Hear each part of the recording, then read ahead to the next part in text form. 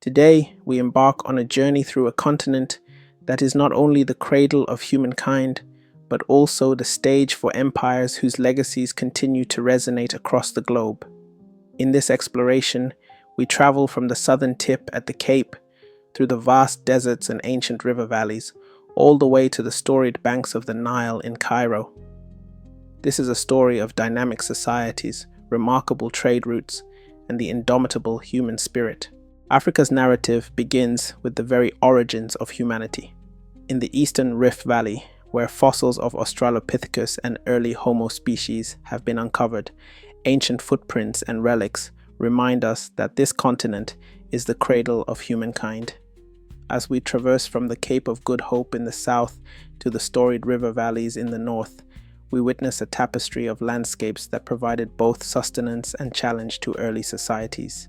At the southern tip, among the rugged terrains of what is now modern-day South Africa, the Khoisan peoples thrived as hunter-gatherers. Their intricate rock art, adorned on cave walls, captures the deep connection between these early communities and the land, reflecting a life in tune with the rhythms of nature. Moving northward, Africa unfolds into a vibrant mosaic, expansive savannas bursting with wildlife, dense rainforests teeming with life, and highlands that once cradled ancient kingdoms. In this immense landscape, human societies adapted to a range of microenvironments, each contributing its own chapter to the continent's rich history. Central to Africa's history is the Sahara Desert. Spanning over 3 million square miles, larger than Australia, the Sahara is far more than a barren wasteland. In its early days, before the domestication of the camel, it stood as a near impenetrable barrier, a natural wall dividing North Africa from the vast lands of sub-Saharan Africa.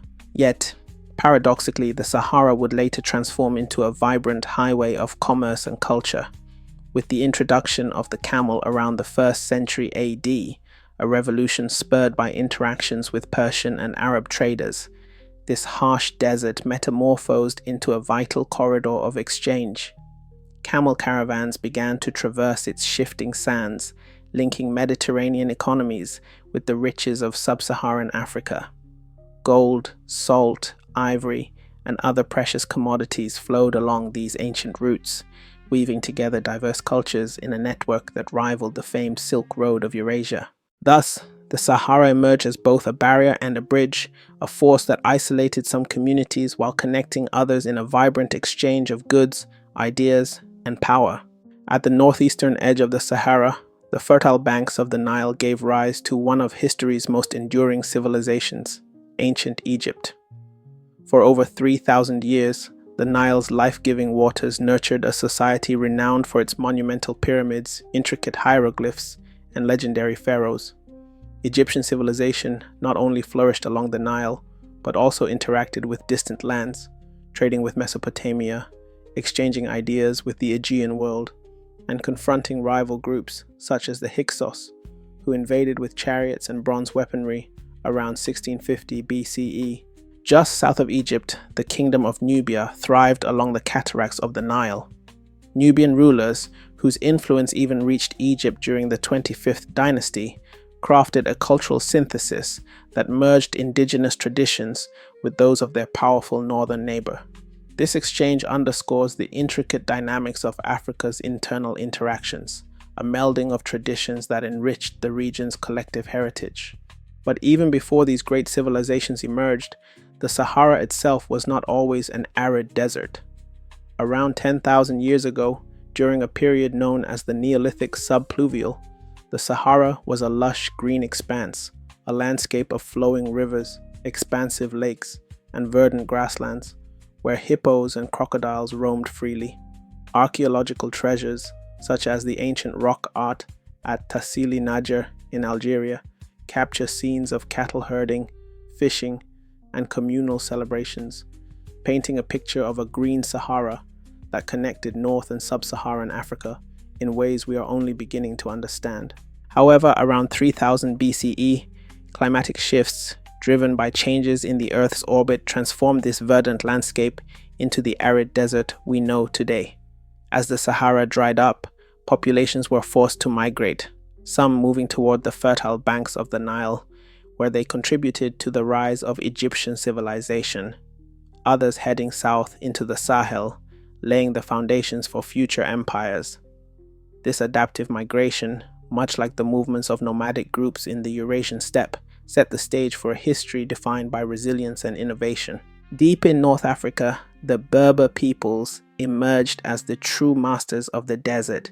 Indigenous to this region, the Berbers, through tribes such as the Tuareg and Sanhaja, developed an intimate knowledge of the Sahara's secrets, hidden oases, ever-changing sand dunes, and ancient routes that crisscrossed the vast expanse. This mastery was not merely a matter of survival. It formed the bedrock of a rich cultural tradition, preserved in oral histories, music, and art.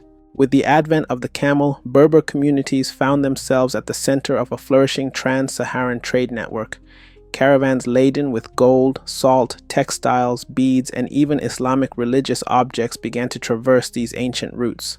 This vibrant commerce set the stage for the rise of influential Berber-led dynasties, such as the Almoravids and Almohads, states that stretched their influence from Spain in the west to the Sahel in the south. These dynasties not only shaped political landscapes, but also played a pivotal role in the spread of Islam across North Africa and into sub-Saharan regions. Moreover, the rich oral traditions of the Berber people, passed down by griots, traditional storytellers and historians, offer a living record of their storied past. Their epic narratives, recounting tales of tribal migrations, heroic battles, and ancestral wisdom, continue to echo through the ages, affirming the enduring legacy of a people whose identity is inseparable from the very sands they traverse. South of the Sahara lies the Sahel, a semi-arid belt stretching across West Africa that became the cradle for some of the continent's most illustrious empires. Unlike the nomadic cultures of the Eurasian steppe, the Sahel's civilizations were built on a foundation of agriculture, trade, and sophisticated statecraft. Their ascent was intricately linked to the trans-Saharan trade in gold and salt, commodities that held immense value in both local and global markets. Our journey begins with the Ghana Empire, often hailed as the Land of Gold. Emerging as early as the 8th century from the fertile floodplains along the Senegal and Niger rivers, the Ghana Empire was founded by the Soninka people. By harnessing the abundant natural resources of their environment, gold from the Bambuk region and salt from the deposits of Taghaza, the kings, known as the Kaya Maghan, built an economy that funded formidable cavalry and expansive trade networks. Contemporary accounts by Arab chroniclers, such as al-Bakri in 1068, vividly describe the splendor of Kumbi Saleh, Ghana's capital, with its dual districts reflecting both Islamic and traditional indigenous influences. Though Ghana eventually declined in the 11th century, succumbing to external raids and environmental challenges, the legacy of its wealth and organizational prowess paved the way for the rise of subsequent empires in the region. Out of Ghana's decline rose the mighty Mali Empire, founded by the legendary Sundiata Keita. Immortalized in the oral epic of Sundiata, his journey from a physically frail child to a unifying leader remains one of West Africa's most enduring legends. Sundiata's reign established a framework for justice and community through the Mandan Charter, a precursor to modern human rights ideals. Mansa Musa, perhaps the most illustrious ruler of Mali, took the empire to unprecedented heights. His famed pilgrimage to Mecca in 1324, where he traveled with an entourage of 60,000 people and 80 camel loads of gold, was a demonstration not only of piety but also of the empire's vast wealth. The journey left economic ripples as far away as Cairo, and under his patronage, Mali became a beacon of Islamic scholarship. The great city of Timbuktu, with its famed Sankore University and sprawling libraries housing hundreds of thousands of manuscripts, emerged as an intellectual oasis attracting scholars from across the Islamic world. Yet, as time passed, shifting trade routes, internal strife, and external raids led to the gradual decline of Mali. In its wake, the Songhai Empire emerged, rising to prominence under the military genius of Soni Ali, and later the administrative reforms of Askia Muhammad.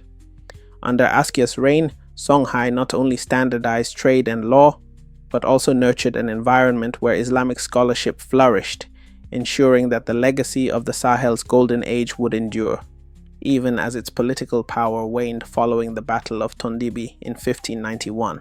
Shifting our gaze eastward, we arrive at the Swahili coast, a region where the Indian Ocean became Africa's very own Silk Road. Stretching from modern-day Somalia down to Mozambique, the Swahili coast was a melting pot of cultures. Here, indigenous Bantu traditions melded with Arab, Persian, and Indian influences to forge a unique cultural identity. City-states such as Kilwa, Mombasa, and Zanzibar thrived on trade, exchanging gold, ivory, and slaves for porcelain, spices, and textiles from far-off lands. The Swahili language, with its Bantu roots enriched by Arabic vocabulary, became the lingua franca of this cosmopolitan region, a language that still resonates with over 100 million speakers today. The coral stone architecture of grand mosques and palatial structures stands as a testament to the wealth and sophistication of these coastal city-states, which not only served as commercial hubs, but also as cultural and intellectual centers. Deep within southern Africa, far from the busy ports of the Swahili coast, lies the archaeological wonder of Great Zimbabwe. Built entirely of stone without the use of mortar, Great Zimbabwe is a powerful symbol of indigenous ingenuity. Its expansive elliptical walls and towering conical structures once housed a flourishing urban center that controlled a lucrative network, exporting gold from the interior to coastal markets such as Sofala, where traders exchanged local riches for Asian luxuries. In the Horn of Africa, the ancient kingdom of Axum emerged as a pivotal cultural and economic force. Flourishing from around 100 to 940 AD and strategically located on the Red Sea, Axum connected Africa with Arabia and the Mediterranean. With its towering obelisks and early conversion to Christianity under King Ezana, Axum not only became a center of trade in ivory, frankincense, and other exotic commodities, but also laid the foundation for one of the world's oldest Christian traditions, a legacy that endures in Ethiopia's Orthodox Church today. For centuries, Africa's diverse civilizations had grown and flourished on their own terms, nurtured by the rhythms of the land and the flow of indigenous trade networks. But the arrival of European explorers in the late 15th century changed everything. In 1498, when Vasco da Gama rounded the Cape, a new era of maritime exploration and exploitation was set in motion. The once thriving trade routes connecting Africa's interior with the Mediterranean and Indian worlds soon found themselves disrupted by the onset of the transatlantic slave trade, a brutal enterprise that claimed the lives of an estimated 12 million Africans over several centuries. Coastal societies that had long thrived on commerce and cultural exchange were suddenly thrust into an era of exploitation and despair. Kingdoms such as Congo found themselves negotiating with European traders under increasingly desperate circumstances. King Afonso I of Congo, for instance, famously pleaded with the Portuguese to halt the draining of his people, a stark reminder of the tragic interplay between indigenous states and their new external partners. Yet even amid such devastating changes, resistance was not in short supply. The Ashanti Empire in modern-day Ghana and the Zulu Kingdom in southern Africa both mounted fierce struggles against European domination. The heroic leadership of figures like Ya Asantewa, the Queen Mother who led a 1900 uprising in the Ashanti region, and the innovative military strategies of Shaka Zulu remain powerful symbols of indigenous resilience and defiance. Then came the Berlin Conference of 1884, where European powers, in a display of cold calculation, partitioned Africa along arbitrary lines, boundaries that ignored centuries of history, cultural unity, and ethnic identities. These imposed borders disrupted ancient trade routes and altered the political landscape of the continent. Yet, even under colonial rule, the spirit of Africa persisted, paving the way for the eventual resurgence of nationalist movements and the hard-won independence that would emerge in the mid-20th century. Today, from Cape Town to Cairo, Africa stands at a crossroads, poised between a storied past and an ambitious future. Nations across the continent are investing in technology, education, and sustainable development, drawing on the wisdom of their ancestors to address modern challenges such as climate change and economic inequality. Africa's ancient traditions, its architectural marvels, its intellectual achievements, and its unyielding spirit of innovation continue to shape a future that is as bold as it is hopeful. Thank you for joining us on this in-depth exploration of Africa's remarkable past. If you enjoyed this journey through time, please like, comment, and subscribe for more long-form deep dives into the extraordinary history of our world. Share this video with fellow explorers and let us know your thoughts in the comments below. Until next time, keep exploring, keep questioning, and keep discovering the wonders of our shared past.